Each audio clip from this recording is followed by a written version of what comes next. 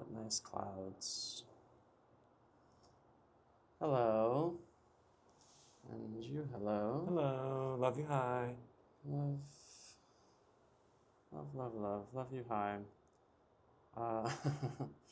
Okay.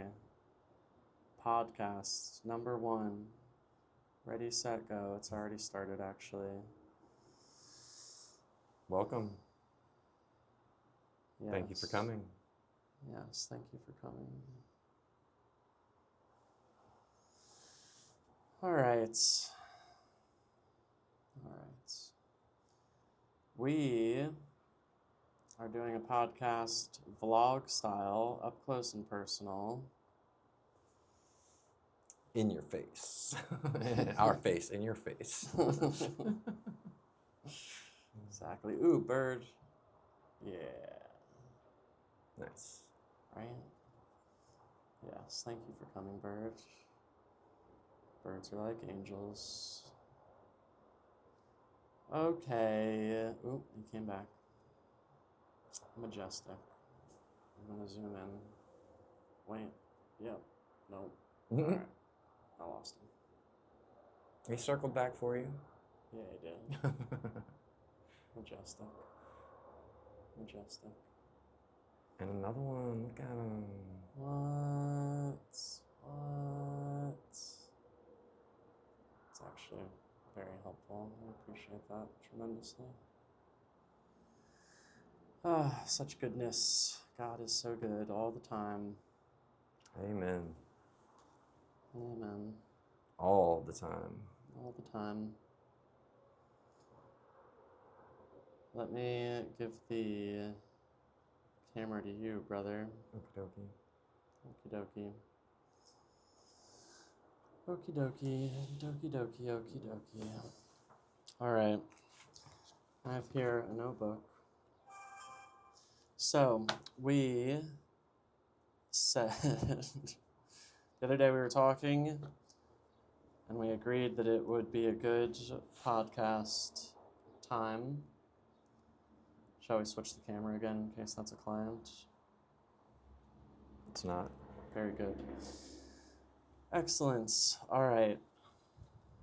So yes, we were talking, we said our talk would, I don't know if it'd make a good podcast or not, but we agreed that it could, and that we basically wanted these talks to be on video because we want people to know what we're doing, and we want to be vulnerable. I want to be vulnerable publicly. You, Jay, have certainly agreed. Yeah. I'm a pretty open book, though, to anyone that's willing to listen. Yeah, me too. It's the best of my ability, at least. You know what, actually, I want to start with this, because I was going to make a video about this. So let me... It's this thing, and this is not what I was going to do, but this is excellent also. It says, the coming week will be full of unexpected positive shifts. Something you've been working on will be shed light, and some obstacles will pass. Keep your energy open to the unexpected. Invite the new. You can feel your desires shifting. There is now nothing more important than manifesting peace, consistency, and abundance. You can never be asking too much when all you want are your birthrights. Whoa. Pretty cool. Pretty excellent. All right, now here's what I was actually going for. Saved things, all posts, most recent from today. It's about Sadhguru, Guruji. The one and only. The one and yeah, for real. The one and only. Oh, Sadhguru, my guru. Guru. If you see this, Guruji, we love you so much. I do love you, Sadhguru, Guruji. It's just incredible gratitude I have. Yeah, tremendous gratitude. Thank you. Namaskaram. All right. This says, I am still around. It's from Sadhguru's organization, which is the Isha Foundation. It says, I am still around for a few more years. What matters to me is who you are, not what you do. The heart behind your actions is what counts. Property or money are not important to me, but they are necessary to do things in the world. For me personally, your hearts and tears are more valuable than money. If you shed even one teardrop of love here, it is enough. The important thing is the heart behind it. If you take care of that one thing, I can take care of the rest. Similarly, it is because of the work that you see me. Without the work, if I were simply walking down the street, how many people would recognize who I am? Someone would have to tell them a story first. That story is the work. If that story does not become bigger and bigger, people will miss the whole possibility. If you have been touched by something and you think it is wonderful, you must ensure that it reaches a million other people. If you have any love in your heart, you must make this happen. Otherwise, what is the point? For me, your hearts and tears matter most, but for this work to happen, your hands are far more important. At least one hand should go into this work. If both hands are already entangled somewhere else, then grow a third hand. I will take care of the spiritual aspects, but you must take care of the work in the world. When you learn to keep your own ideas, emotions, thoughts, and opinions aside and do what is needed in the world, that itself is a spiritual process, because spirituality is fundamentally about keeping yourself aside. Work and activity are easy ways to dissolve yourself. Simply sitting here, being aware, and dissolving yourself may still be far away for you, but through activity, you can easily dissolve yourself. That is why there is activity. If you think this is worthwhile, while I am still around for a few more years, pitch your life into it and make it happen. If you think it is not worthwhile, excuse me, that is fine with me. I am not complaining that people are not doing this or that, but if you do not do what you truly believe is worthwhile, you will waste your life, and that bothers me.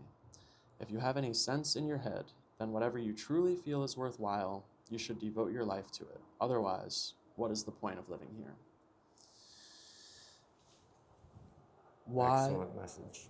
Excellent message from an incredibly excellent being. And we are podcasting. Sorry for the clap. That is just interesting. Okay. This says topics to address with Jay. It says other things as well. So this is like personal stuff to us. This is our lives. This is kind of what we have going on. And boy, do I not feel calm about reading what is in this notebook. It's much of what we talked about, Jay and you and me. We talked about it, a lot of it the other day. So,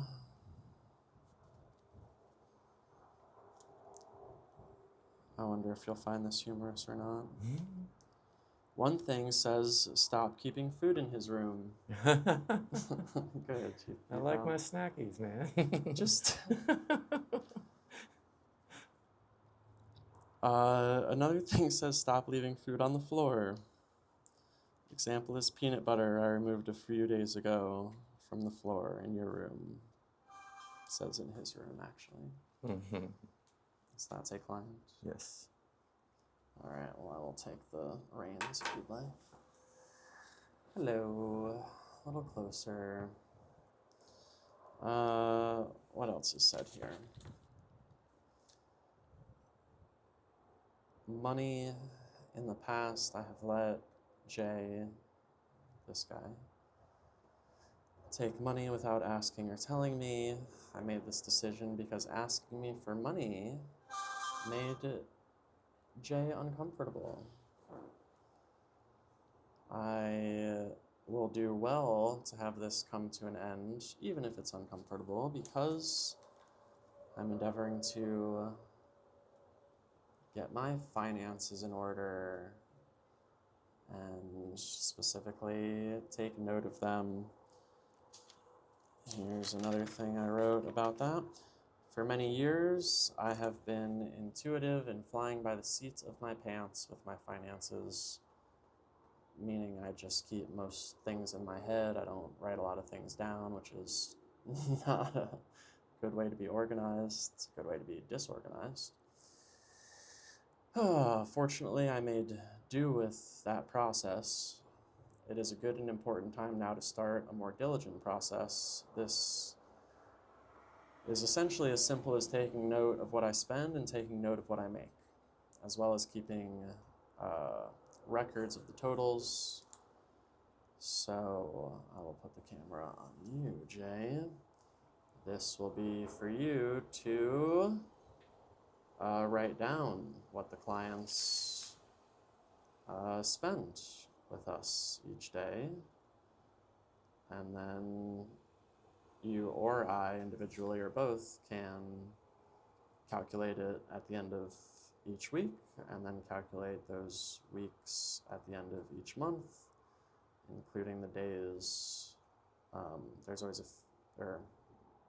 every month except February, I guess, there's a few days at the end of the month, in addition to the 4 weeks. So that on top of the weeks will be the monthly calculations. Put the camera back on me. Then I will actually know how much money I make each day, week, and month, which is probably a good thing to know. We want to know how much. Every person in the world basically wants to know how much money they make. And if you're an exception, person watching this video, then good job, because it's not a bad way to live, being unconcerned with knowing how much money you do or do not make. Oh, goodness. Put the camera back on you. All right, this says, I have tried to elevate Jay like I have tried to elevate myself, without him taking charge to elevate in his own life. It is unhelpful and counterproductive for me to do it for him without his participation. I must adjust going forward while continuing to support and encourage Jay.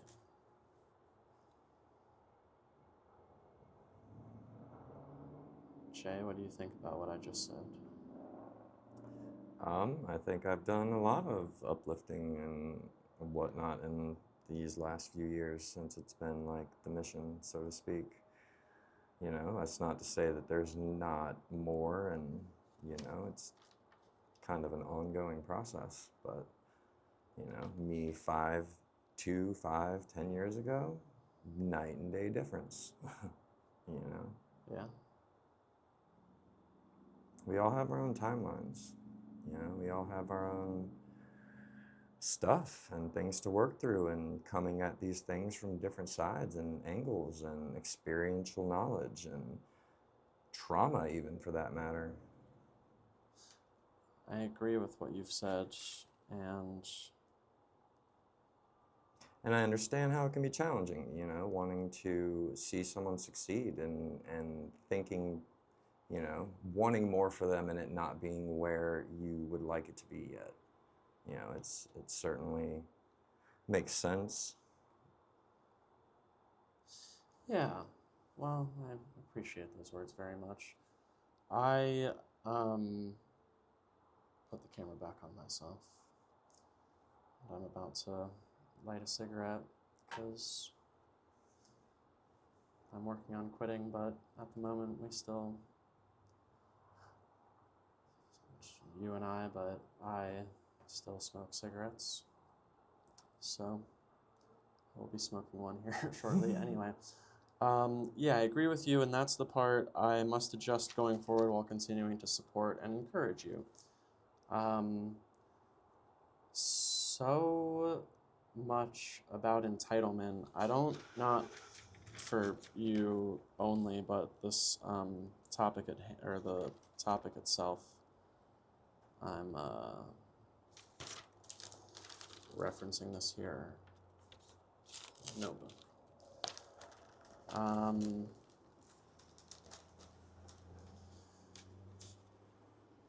Yeah, so I was talking to my mom about entitlement today, not for her, but for me. Um, my maternal grandpa, Grandpa Tom, the gentleman I have been named after, my name is Thomas Kendall, and his name was my name is Thomas Kendall Markman. His name was Thomas Kendall. I forget what his middle name was. I'm not sure if I know what his middle name was. If you'd care to turn down the volume at least for the phone, but in such a way that you can still be tending to it, because I do want you to be able to do that. Jay. Hi. I'm gonna watch this. I'm waving to myself, and you, waving to you. But yeah, entitlement. So like, I don't think my mom was entitled or grew up entitled. I don't know how, if she would agree with that or disagree, but basically she was raised with a lot of fire and brimstone. So is my dad. Just like a lot of intensity, a lot of strictness, a lot of yelling, a lot of. My mom was like scared. My grandpa really scared my mom. She grew up very fearful of getting in trouble. So I have a half brother on my mom's side, and as you, Jay, know, my half brother Tristan is his chosen name. He changed his name to Tristan. Scott was his given name at birth. Tristan was given up for adoption because of my maternal grandparents, my mom's parents, who are both gone now. They've both passed away. My grandpa, I watched pass away with my mom and my aunts and my uncle in a very beautiful like home kind of situation with a nurse and everything. I was 12 and I watched my grandpa Tom take his last breaths, and I was very drunk. I was drinking a lot of alcohol at that time at 12 years old. Probably didn't help with me starting to smoke cigarettes. But yeah, they raised her harsh, and when Tristan was born, he was born out of wedlock, and that was a big no-no. So my mom's parents, my maternal grandparents, had him given up for adoption. So that was kind of one of the last things for my mom to be like, hey, I'm not going to live this way. I'm not going to raise my kids this way.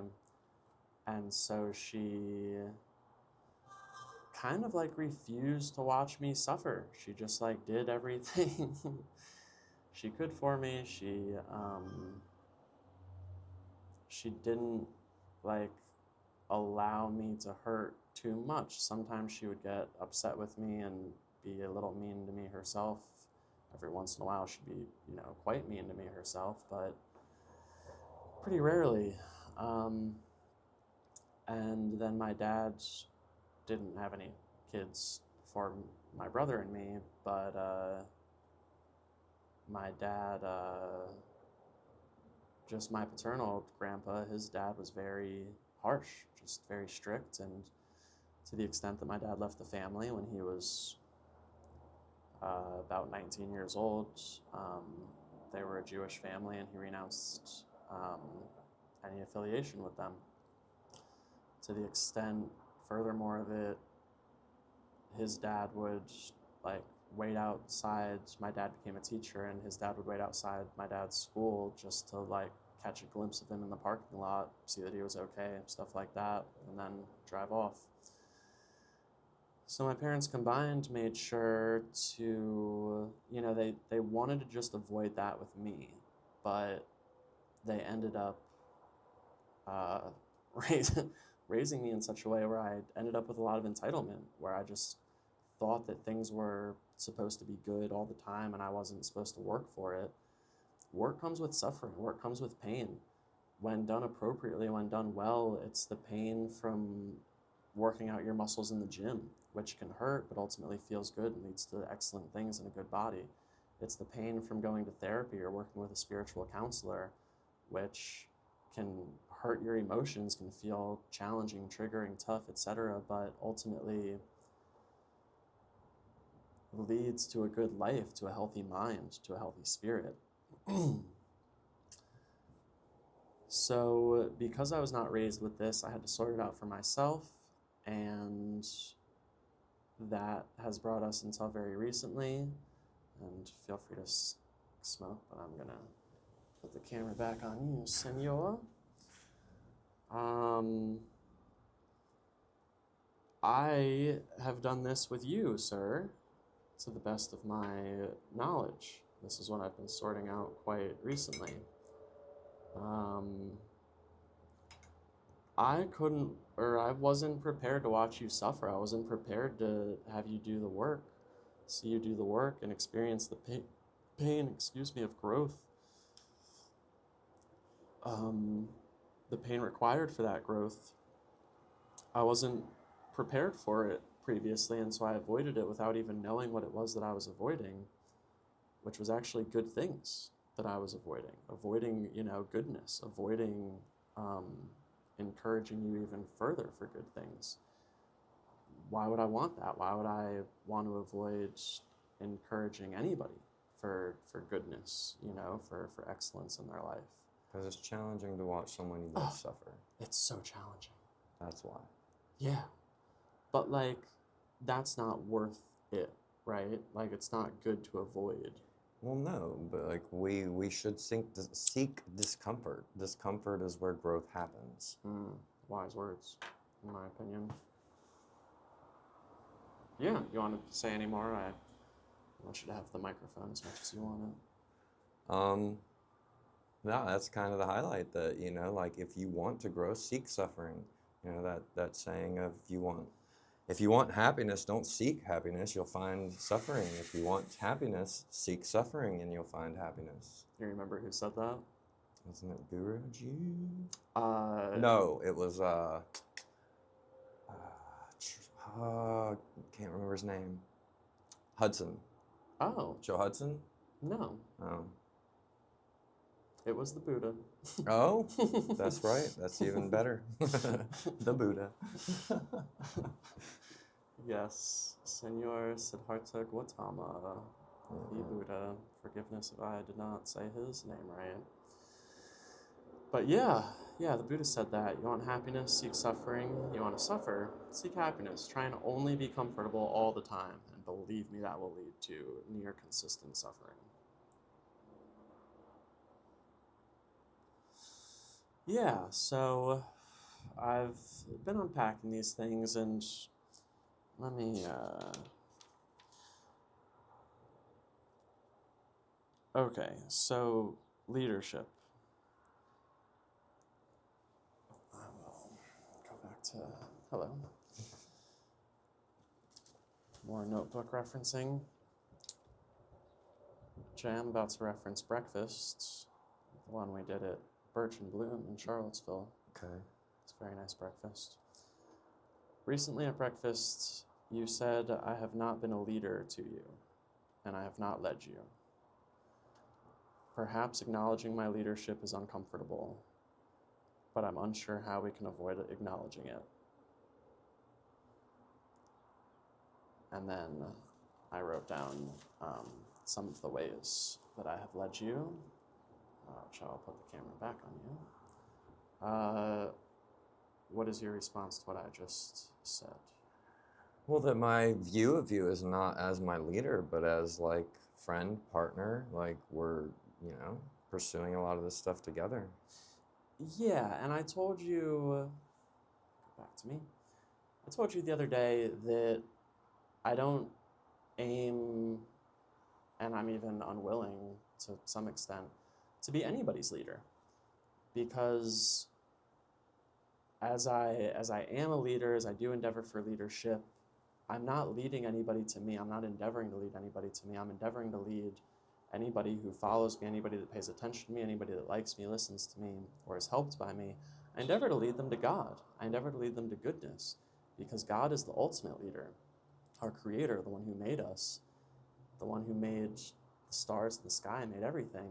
And not the one, as I view God as like this energy that everything sprung from, not a being.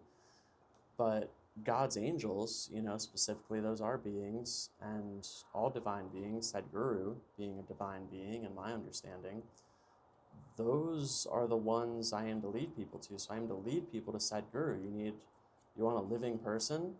It's not me. I'm just a guy. I'm still figuring it out. I trip over stuff all the time and make mistakes with stuff all the time. And misspeak, often. And I'm going to keep doing that until who knows when. Possibly right through the very day that I leave Earth. So yeah, I'll put it back on you. Good, Jay. I don't aim to be your leader or anyone's. But do you agree that I have led you in, There's absolutely Yeah. things you've led me to, certainly, just as can be said, I've led you to things and understandings, Yeah, I have something about that in here. So we as a team, as working together, we want to exercise the characteristics and things that we have better grasps on and understandings on, and help to bring others into that understanding. Man, this is a fire podcast. Yeah, I had Jay. It says. It says Jay has been a teacher for me. One I have learned from through being with. I have learned while growing next to Jay. And it even says here, addressing my thoughts and needs with Jay makes me feel relief, and that even extends towards other parts of my life. I had tension in experiences I had with my car dealership, and addressing, like even writing these things down in the notebook, relieved so much tension in me. I even felt better about my tension and troubles with my car dealership. Yeah, back on you. So, yeah, leadership, addressing these things. Oh, goodness. What else do I have here? How we conduct ourselves, both within our mind as well as body and spirit, even extending to outside in our environments and surroundings, is of the most importance. Absolutely. Posturing your heart and your mind to goodness. And that's not to say, don't be discouraged if you, like we call them intrusive thoughts. We call them, bad thoughts, bad thought patterns, however you want to phrase it. These things aren't even inherently bad. They happen. It's what we choose to do with them. Sometimes these things come and we cannot attach to them. We can just let it ride, and that's not for me. Yeah, wise words. Boy, intrusive thoughts suck, in my opinion. I am not a fan of them. Yeah, so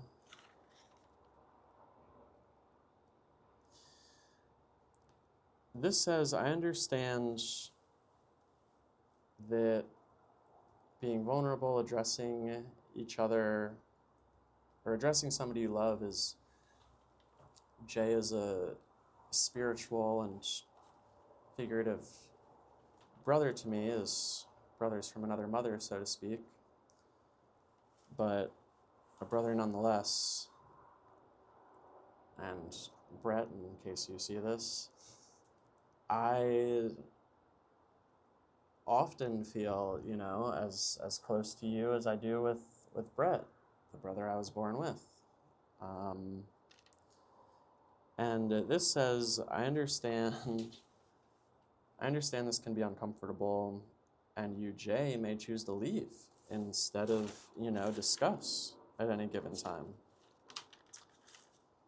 And you could choose to leave instead of change with any, grievances or things that I bring up. It's always a choice. I must make the most helpful choices and adjustments for my life and the lives of those around me. Anyone and everyone must be free to do the same, and must be free to leave as it makes sense for them, and stay with the people around them as it makes sense for them. Hopefully, it is sensible for you, Jay, to stay and continue to make adjustments. As I feel I kind of have, you know? Oh, goodness, yes. As both of us have, to be perfectly honest. You certainly have. I don't know that if we were still in the same position we were 10 years ago, probably more accurately, but that we would be, well, I don't know, because we enjoyed each other a lot when we first met, and then the stuff we were doing and going through, albeit, very unhelpful lifestyles we were living. But, we enjoyed each other a lot, and that's essentially what built this brotherhood, was that, maybe not trauma bonding's maybe a little heavy of a word or phrase, but, some of the hard times of our lives, we connected on that, in that, and, we're able to sprout a beautiful brotherhood from that. Yeah, it's like what the military gentlemen talk about, the bonds created through combat, Mm-hmm. through serving goodness while being side by side with your brothers. And much like you and me, it's not just the ones you're born with, it's the ones that you choose to stay next to through the good fight. It's like the misunderstanding of the blood is thicker than water saying, right? The blood of the covenant is thicker than the water of the womb is the true saying, and that is the people you choose. The people you build a covenant with is oftentimes more strong and foundationally sturdy than those that you're born with sometimes. Nice.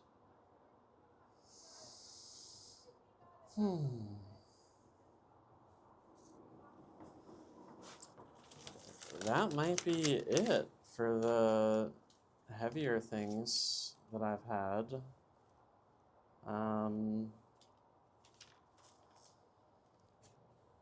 In my,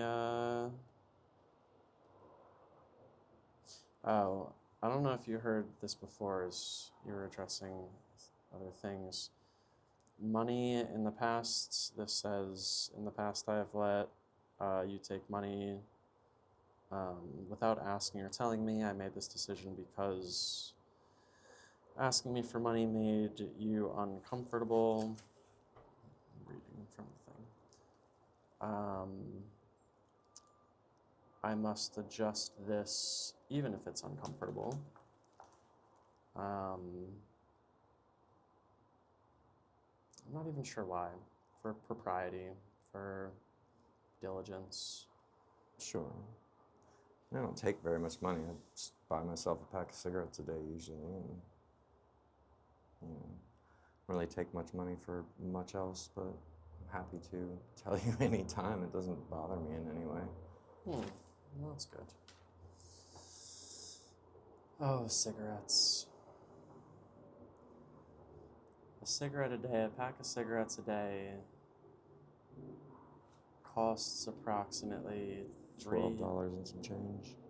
Yeah, so multiplied by 30. Yeah. 360. $360. Indeed.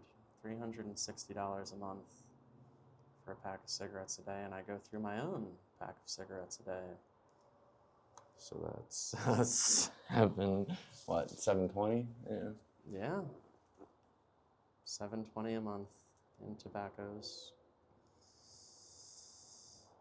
Oh, put it on some clouds because. And we did knock out one of the other expenses that was one of the very yours far more so than mine, but. Yeah, I rated yours around $100 a month. Yeah. Maybe 200, but.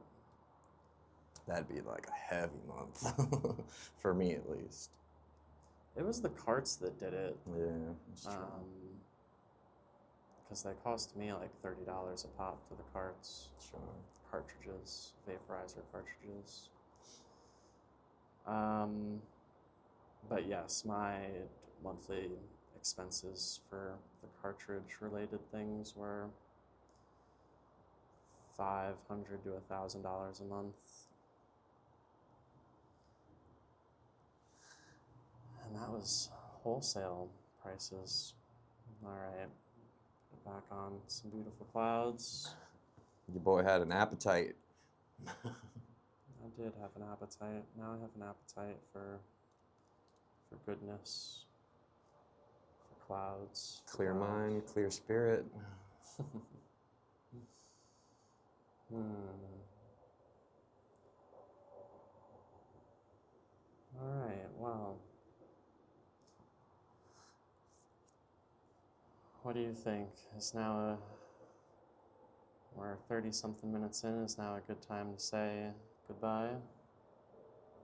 Yeah, I mean, if you have nothing else to, you want to talk about, happy to bid adieu to our lovely friends. I'd be happy to as well. It's a good question, though. I don't know if I have anything else that I want to talk about. Written down here, I have ideas for videos. Anger. Why, how, what? What does anger do? What is my experience with anger? My experience speeding tickets. I drive a little faster or a lot faster when I feel angry. Verbal fights with friends and family. Fortunately, mostly in the past. Although speeding tickets are a very recent past. And then love, another topic. It is abundant. It can feel scary. Love can feel scary, which is interesting to me. Why to embrace it? Embracing love makes everything in life better. How? Why?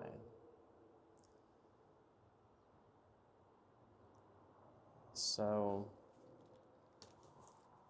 I will call it, and those, among others, will be good topics for video number 2, as this will be video number 1, available probably just on YouTube for now. So, put it on you. You can say farewell.